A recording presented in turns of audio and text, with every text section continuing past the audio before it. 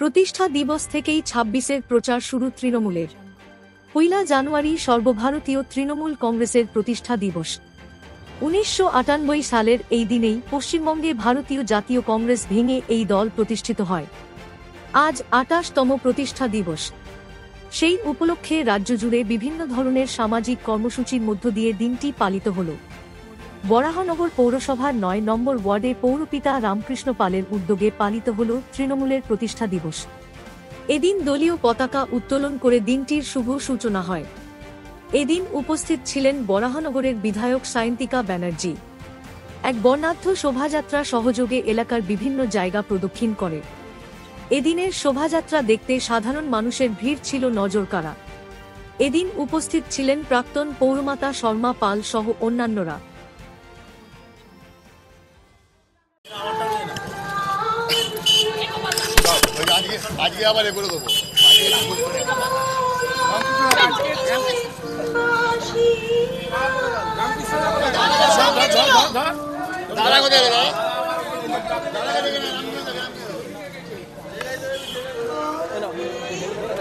তোমরা শুরু করো। আজকে তৃণমূল কংগ্রেসের প্রতিষ্ঠা দিবস। প্রত্যেক বছর দেখা যাচ্ছে এই প্রতিষ্ঠা দিবস বিভিন্ন রকম সামাজিক এবং মানবিক কল্যাণমূলক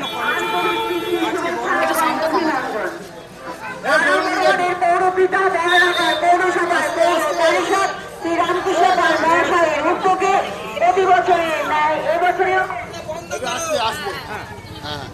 আসছে। চলো চলো চট করে নিয়ে নাও। হ্যাঁ, আমি তোমরা কি বললে আরেকবার বলো প্রশ্নটা।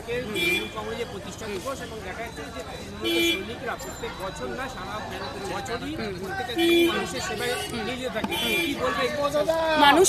আমরা তৃণমূল কংগ্রেসের আমরা যারা কর্মীরা রয়েছি, মানুষের জন্য আমরা একদিনই যে কাজ করি তা না, সারা বছর আমাদের এটা নৈতিক কি বলবো দায়িত্ব মানুষের জন্য কাজ করা। এটা আমাদের তৃণমূল কংগ্রেসের সকল কর্মীদের নৈতিক দায়িত্ব এবং আমাদের নেত্রী আমাদের রাজ্যের মাননীয় মুখ্যমন্ত্রী মমতা বন্দ্যোপাধ্যায় 7 বারের সাংসদ এবং 3 বারের মুখ্যমন্ত্রী। এমনি তো হননি, মানুষকে পরিষেবা দিয়েই মানুষের পাশে দাঁড়িয়েই তিনি নির্বাচিত হয়েছেন। তাই তার শিক্ষায় আমরা শিক্ষিত, তার দীক্ষায় আমরা দীক্ষিত। সেই জন্য মানুষের জন্য কাজ করাই আমাদের নৈতিক দায়িত্ব প্রত্যেকজন কর্মী। আজকে প্রতিষ্ঠা দিবস, আজকে থেকে তুমি কি বার্তা দেবেন? মানে আজকে থেকে তোমার এখানে তো হলো। আমি একটাই কথা বলবো, আমার বরানগরে আমার কর্মীরা যথেষ্ট, তারা ম্যাচিওর, তারা যথেষ্ট পরিণত। আমাকে তাদের বেশি কিছু বলতে হবে না। শুধু আমার কর্মীদের আমি একটাই বার্তা দেবো যে যাহারা তোমার বিষায়েছে বায়ু নিভায়েছে তব আলো, তুমি কি তাদের ক্ষমা করিয়াছো? তুমি কি বেসেছো ভালো? আমরা তাদের কিন্তু বাঁচতে পারিনি বা ক্ষমা করব না, যারা আমাদের নেত্রীকে বা আমাদের দলকে বা আমাদের বাংলাকে কালিমালিপ্ত করার চেষ্টা করেছে, বারংবার চক্রান্ত করে আমাদের দলকে, আমাদের কর্মীদের কলুষিত করেছে বারংবার।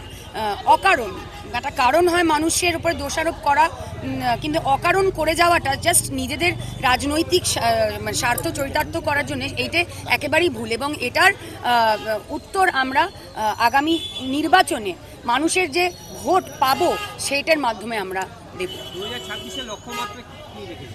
ওই যে বললো রামকৃষ্ণদা একটু আগেই বলে দাও কটা।